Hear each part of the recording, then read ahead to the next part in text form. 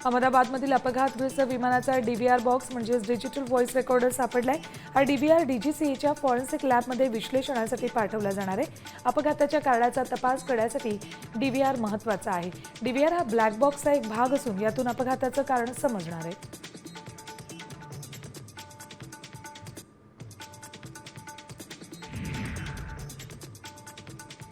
विमान दुर्घटनेतून एकमेव रमेश विश्वकुमार बचावलेत, मात्र ते कसे बचावले याबाबत अनेक तर्कवितर्क लढवलेत। खुद्द रमेश विश्वकुमार यांनीच मात्र आपबीती सांगितली।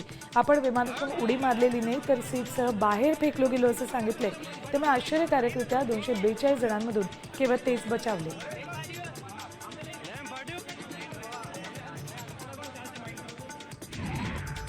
अहमदाबादमध्ये झालेल्या विमान अपघातापूर्वीचा विमानातला व्हिडिओ समोर आलाय। एका प्रवाशानं हा व्हिडिओ काढला होता। एअर इंडियाच्या विमानातला हा व्हिडिओ आहे।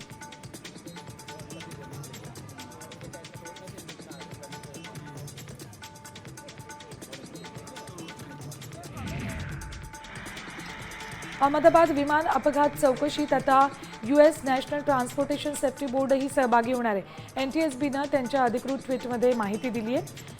दरम्यान एनटीएसबीच्या तज्ज्ञांची एक टीम अमेरिकेतून रवाना झाली। ही टीम भारताच्या एअरक्राफ्ट ॲक्सिडेंट इन्व्हेस्टिगेशन ब्युरोसोबत या गंभीर अपघाताच्या चौकशीसाठी सहकार्य करणार आहे।